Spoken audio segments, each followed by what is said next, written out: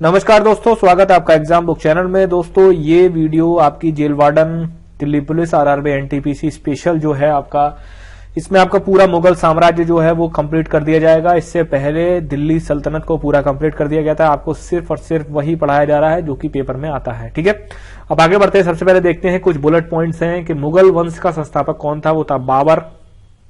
Question सीधा सीधा ऐसे ही पूछ लिया जाता है कि मुगल वंश का संस्थापक कौन था। बाबर था।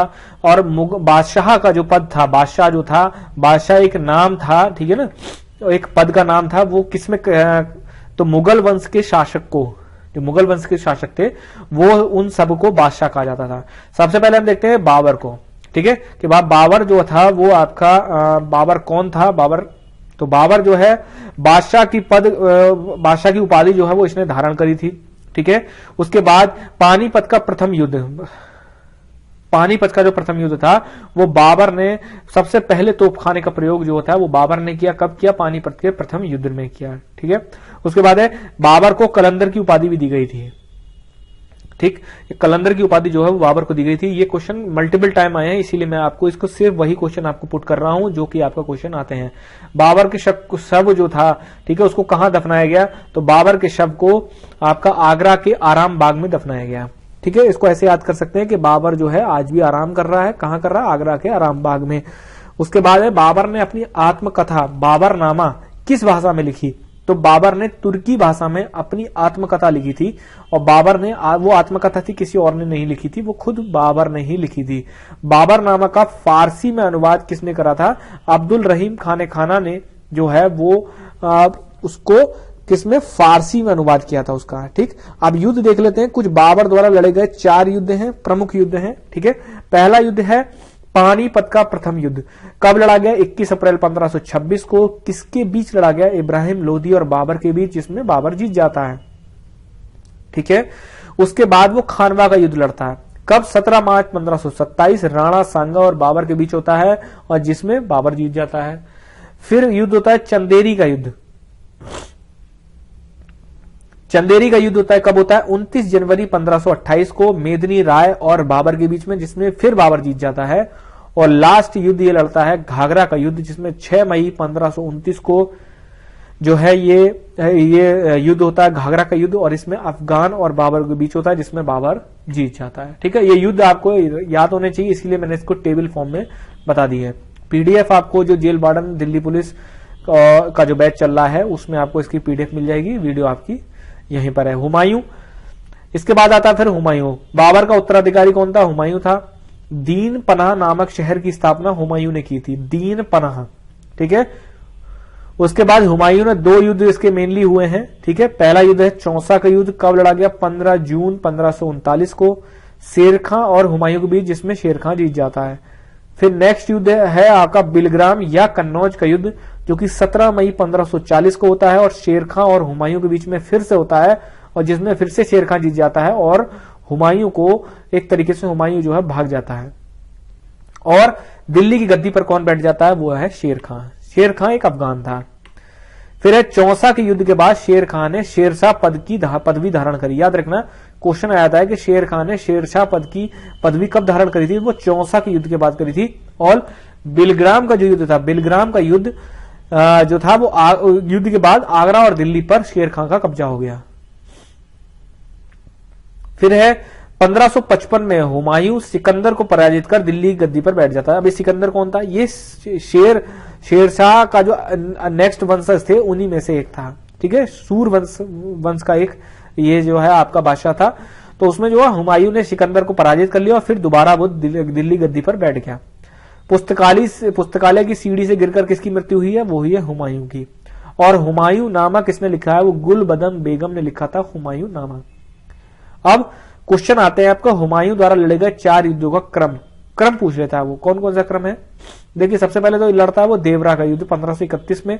और चौसा और बिलग्राम का युद्ध एक साल लगातार लड़ता है। वो चौसा लड़ता है 1539 में और बिलग्राम लड़ता है 1540 में। सरहिंद जो है वो 1555 में लड़ता है। ठीक है, उसके बाद आता है शेरशाह। शेरशाह सूर वंश का संस्थापक था। ठीक, ये शेरशाह तब की बात है जब उसने बिलग्राम के युद्ध के बाद जो है आपको उसको हुमायूं को जो है परास्त कर दिया था। तब उसके बाद कुछ समय के लिए शेरशाह दिल्ली की गद्दी पर बैठा था। तो सूरवंश का संस्थापक था कौन? शेरशाह। बिलग्राम के युद्ध के बाद ये दिल्ली गद्दी पर बैठा। पट्टा प्रथा, डाक प्रथा की शुरुआत किसने करवाई? शेरशाह ने। इस चीज को ध्यान रखना। और फिर उसके बाद है ग्रैंड ट्रंक रोड की स्थापना, मरम्मत किसने करवाई है? वो भी शेरशाह ने करवाई है, ग्रैंड ट्रंक रोड की मरम्मत। अकबर के बारे में बात करते हैं। बैरम खां जो था वो अकबर का संरक्षक था, ठीक, क्योंकि उस समय अकबर बहुत छोटे थे, इस वजह से बैरम खां ही उनके एक तरीके से प्रोटेक्टर थे। अकबर ने 1556 से 1605 तक आपका जो है शासन किया है, ठीक है, लगभग आप मान लीजिए 50 साल। पानीपत की दूसरी लड़ाई कब हुई? 5 नवंबर 1556। किसके बीच हुई? अकबर और हेमू के, जिसमें अकबर जीत जाता है। नेक्स्ट लड़ाई थी हल्दी घाटी का युद्ध, 18 जून 1576। किसके बीच हुआ? अकबर और महाराणा प्रताप, और जिसमें कि अकबर जीत जाता है। गुजरात विजय के दौरान जब गुजरात पे विजय हुआ, ठीक है, तो उस समय अकबर ने पहली बार समुद्र को देखा। अकबर द्वारा किए गए महत्वपूर्ण कार्य, कुछ कार्य ऐसे थे जिससे कि अकबर को आज तक जाना जाता है। कौन से थे? दास प्रथा का अंत कर दिया था उसने। उसके बाद जजिया प्रथा, जजिया कर समाप्त कर दिया, ठीक है, और इबादत खाने की स्थापना करी। इबादत खाने की स्थापना करी थी उसने। नेक्स्ट है दीन ए इलाही की स्थापना करी। दीन ए इलाही जो है एक अलग धर्म था, और राजधानी लाहौर स्थानांतरित कर दी। राजा बीरबल का असली नाम कौन था? क्या था? महेश दास था। अकबर ने जैन धर्म के जैनाचार्य हरिविजय सूरी को जगत गुरु की उपाधि करी। बहुत इंपॉर्टेंट पॉइंट है, इसको आप बिल्कुल याद रखना, ठीक है।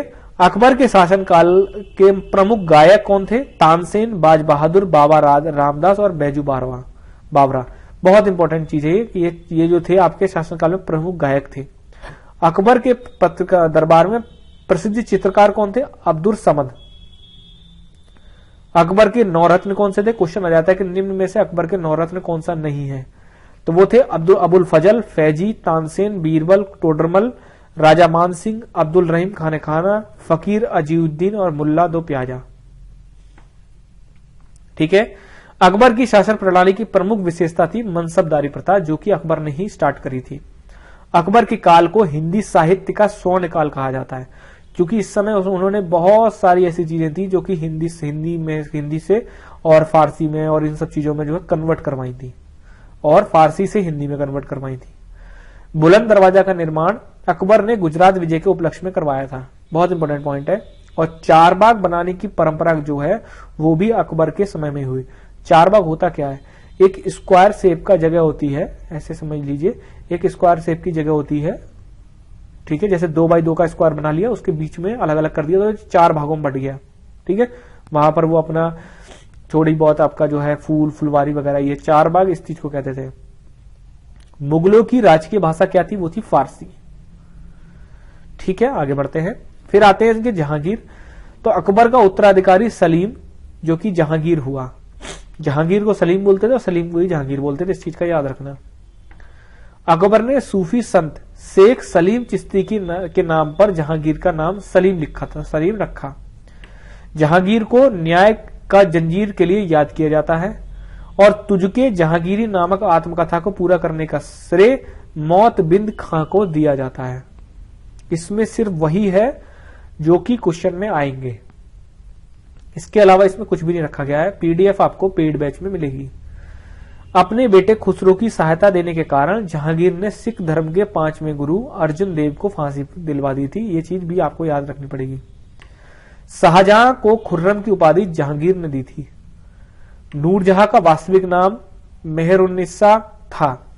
गुलाब से इत्र निकालने की विधि नूरजहां की मां अस्तम बेगम ने खोजी थी।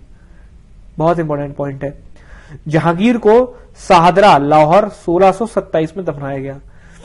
ये इंपॉर्टेंट इसलिए भी क्योंकि इस समय जो है लाहौर आपका इंडिया का पार्ट तो है नहीं, इसलिए इंपॉर्टेंट हो जाता है। जहांगीर के समय को चित्रकाल का स्वर्णिम कहा जाता है। एक बार नहीं हजारों बार क्वेश्चन आया है ये कि मुगल काल में चित्रकला का स्वर्णिम युग किसके शासनकाल को कहा जाता है? तो वो है जहांगीर। जहांगीर के मकबरे का निर्माण नूरजहां ने करवाया था। जहांगीर के समय ही भारत में प्रथम अंग्रेज सर टॉमस रो आए थे। क्वेश्चन आ जाता है ये कि सर टॉमस रो किसके शासनकाल में आए थे? तो वो है जहांगीर। शाहजहां के बारे में पढ़ते हैं। शाहजहां जहांगीर के बाद आया। उस्ताद ईशा ने ताजमहल की रूपरेखा तैयार की, और ताजमहल किसने बनवाया? शाहजहां ने। ताजमहल को अपनी बेगम मुमताज महल की याद में बनवाया गया था। ताजमहल को अहमद लाहौरी ने बनाया था, और मयूर सिंहासन का निर्माण किसने करवाया? शाहजहां ने करवाया था। शाहजहां के शासनकाल को स्थापत्य कला का स्वर्ण युग कहा जाता है। देखिए, चित्रकला का किसको कहा जाता है? जहांगीर। और स्थापत्य कला का स्वर्ण युग किसे कहा जाता है? शाहजहां के शासनकाल को। निर्माण कौन कौन सा करवाया शाहजहां ने? दिल्ली का लाल किला, जामा मस्जिद, दीवाने आम, दीवाने खास, आगरा का मोती मस्जिद, लाहौर का शीश महल। सामूगढ़ का युद्ध दारा शिकोह और औरंगजेब के बीच हुआ, जिसमें कि औरंगजेब जीत गया। ठीक है। 8 जून 1658 को औरंगजेब ने शाहजहां को बंदी बना लिया। शाहजहां की मृत्यु अपने कैदी जीवन के 8वें वर्ष आगरा के किले में हुई। फिर आते औरंगजेब। औरंगजेब का जन्म 1618 में हुआ। कहां? दोहात, गुजरात में हुआ। मीर मोहम्मद हकीम औरंगजेब के गुरु थे, और जिंदा पीर की संज्ञा किसको दी जाती है? तो वो है औरंगजेब। क्वेश्चन कई बार आया है आपका। औरंगजेब ने पुनः जजिया कर लागू कर दिया 1679 में। बीबी का मकबरा किसने निर्माण करवाया? वो भी औरंगजेब ने करवाया। अब कुछ ऐसी चीजें देखते हैं जो मुगल शासन में हर एक शासनकाल में कॉमन थी। जैसे न्याय विभाग का कार्य किसके हाथों में था? काजी के हाथ में। मुगल काल में वजीर का पद काफी महत्वपूर्ण था। प्रांतीय राजस्व का प्रधान को दीवान कहते थे। जो प्रांतीय राजस्व वगैरह देखता था उसके प्रधान को दीवान कहते थे। सैन्य प्रधान को बख्शी कहा जाता था, और बादशाह के नियंत्रण में रहने वाली जमीन खालसा भूमि थी। कुछ ये चीज बहुत इंपॉर्टेंट है कि सैन्य प्रधान को क्या कहा जाता था? बख्शी। और जो भूमि जो बादशाह डायरेक्ट नियंत्रण में रखता था अपने, ठीक है, वो थी खालसा भूमि। और वेतन के बदले दी जाने वाली जमीन क्या कहा जाता है? जागीर कहा जाता था उसको। और मनसबदारी प्रथा किसने लागू करी थी? अकबर ने। अब बात करते हैं शिवाजी की। मराठा साम्राज्य। मराठा साम्राज्य के संस्थापक कौन थे? शिवाजी थे। पुरंदर की संधि 1665 में महाराजा जयसिंह और शिवाजी के मध्य हुई। अब महाराजा जयसिंह को जो थे उनको किसने? औरंगजेब ने भेजा था शिवाजी के लिए। ठीक है। इनके बीच में पुरंदर की संधि हो गई थी। ठीक। शिवाजी के मंत्रिमंडल को अष्टप्रधान बोला जाता था, क्योंकि उसमें 8 बड़े बड़े एक तरीके से मंत्री समझ लीजिए। अष्टप्रधान में राज्य का प्रशासन पेशवा के हाथ में होता था, जिसे प्रधानमंत्री भी कहते थे। चौथ एवं सरदेशमुखी नामक कर जो थे वो शिवाजी द्वारा लगाए गए थे। और साहू और ताराबाई के बीच 1707 में खेड़ा का युद्ध हुआ, जिसमें साहू विजयी रहे। क्वेश्चन ये आ जाता है कि खेड़ा का युद्ध कब हुआ, किसके बीच हुआ? पालखेड़ा का युद्ध 1728 में निजाम उल मुल्क और बाजीराव प्रथम के बीच हुआ, जिसमें निजाम की हार हुई। बाजीराव मस्तानी अगर किसी ने मूवी देखी है तो उसमें इस युद्ध का जो है वो वर्णन किया गया है। बालाजी बाजीराव को नाना साहिब के नाम से भी जाना जाता था। और अंतिम पेशवा राघोबा का पुत्र बाजीराव द्वितीय था, जो अंग्रेजों की सहायता से पेशवा बना था। अंग्रेजों ने पेशवा के पद को समाप्त कर बाजीराव दो को पुणे से हटाकर कानपुर के निकट बिठूर में पेंशन के लिए भेज दिया। ठीक है। अब कुछ युद्ध देखते हैं। प्रथम आंग्ल मराठा युद्ध कब हुआ? 1782 में होता है। सलबई की संधि होती है इसमें। आंग्ल मतलब अंग्रेज। ठीक है। उसके बाद आपका द्वितीय आंग्ल मराठा युद्ध कब हुआ? 1803 में से लेकर 1805 देवगांव की संधि होती है उसमें। और थर्ड आंग्ल मराठा युद्ध कब होता है? 1817 से लेकर 19 तक। इस युद्ध के बाद मराठा शक्ति का पतन हो गया और पेशवा का पद समाप्त कर दिया गया। तो दोस्तों ये था आपका संपूर्ण सिर्फ टारगेटेड ओरिएंटेड आपका मटेरियल। धन्यवाद दोस्तों।